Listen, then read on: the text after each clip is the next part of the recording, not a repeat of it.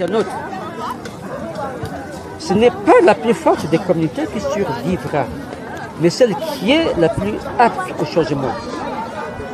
Je ne suis pas en compétition avec personne. Je cherche seulement à être meilleur que la personne que j'étais hier.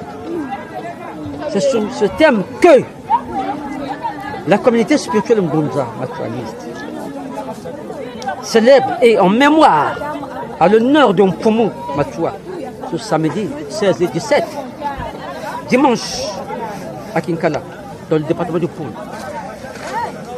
Et à cette occasion, je précise à cette occasion, ce samedi, une grande soirée culturelle et un grand culte sera organisé. En effet, pour cette première journée est consacrée à l'animation culturelle basée sur les rythmes et chants de Ngunza.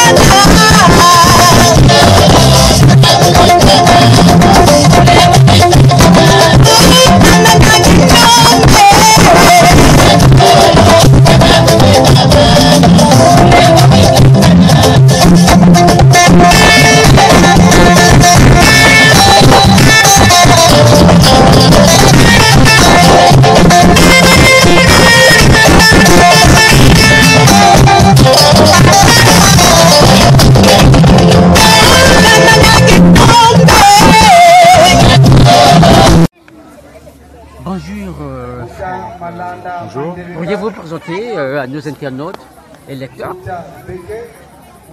Alors, je m'appelle Olivier Lorac Mbilia, je suis originaire de la Martinique, de père congolais et de mère guadeloupéenne. Et donc depuis quelques années, j'entreprends un retour aux sources, et notamment sur la terre qui a vu naître mon père, puisque mon père était du Congo, du côté de Kinshasa. Oui, justement. Bon, vous êtes à Kinkala, c'est hors de Brazzaville. Est-ce qu'on peut connaître votre présence à Kinkala?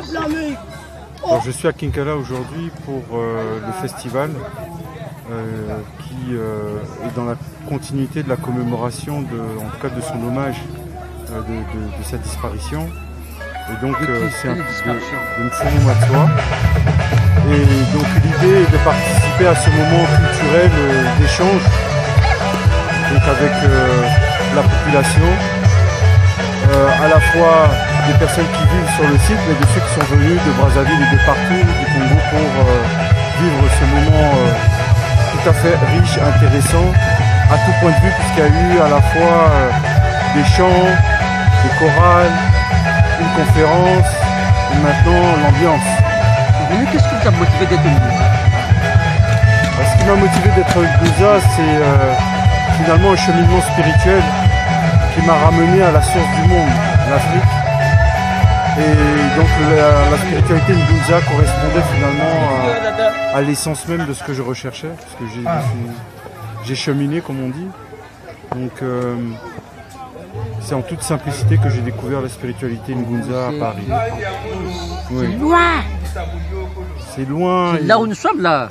C'est loin et près à la fois, parce que faut penser aussi qu'on est une communauté d'esprit. On n'est pas juste une communauté physique, on est séparé par des barrières géopolitiques, etc. Non.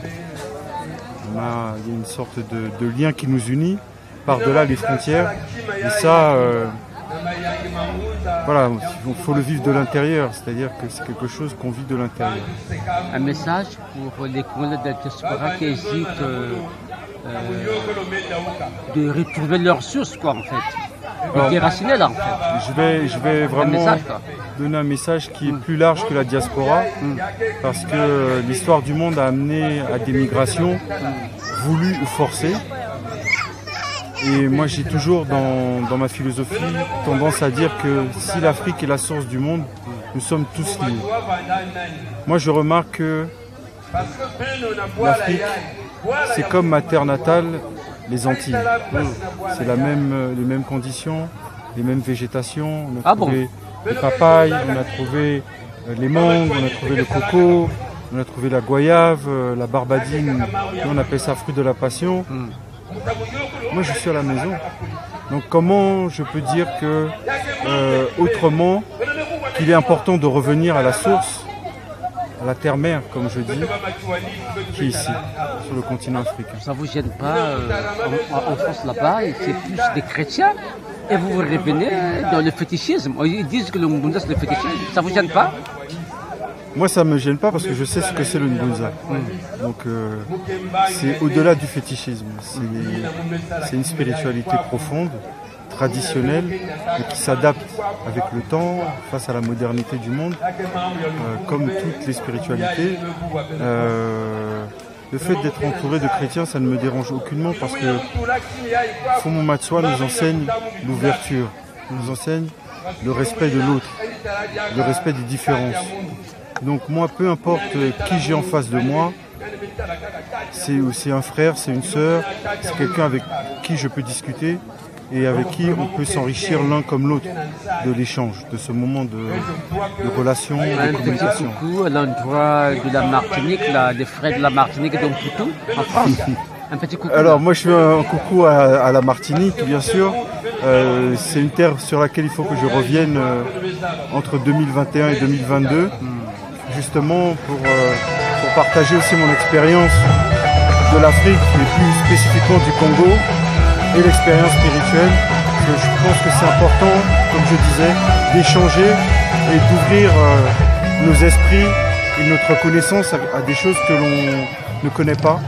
Par peur, on n'a pas tendance à aller au-devant, mais au final, quand on prend contact, on découvre, on trouve parfois des choses merveilleuses.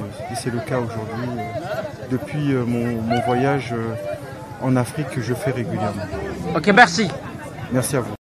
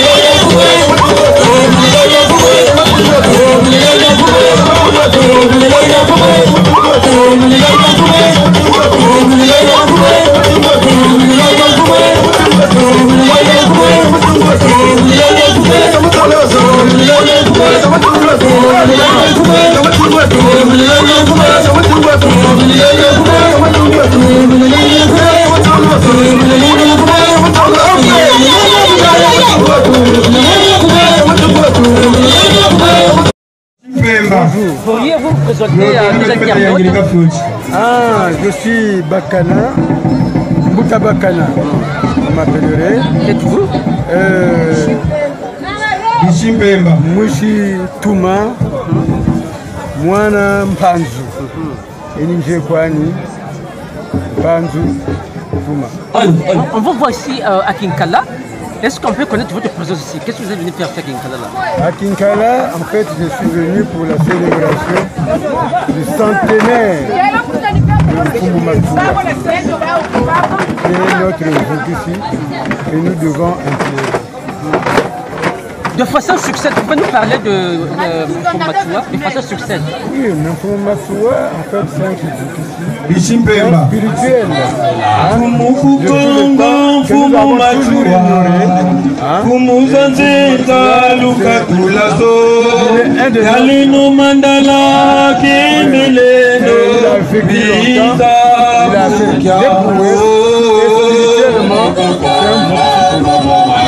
Tate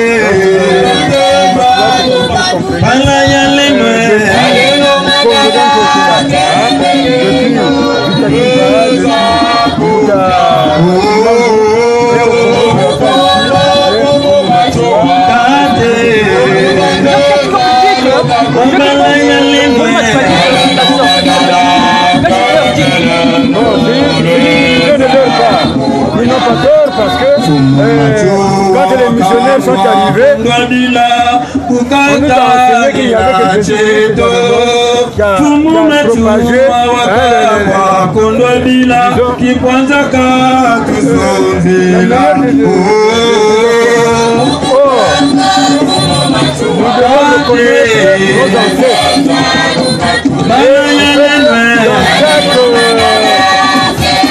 dans chaque continent, disons, il faut même le dire. Et à notre temps,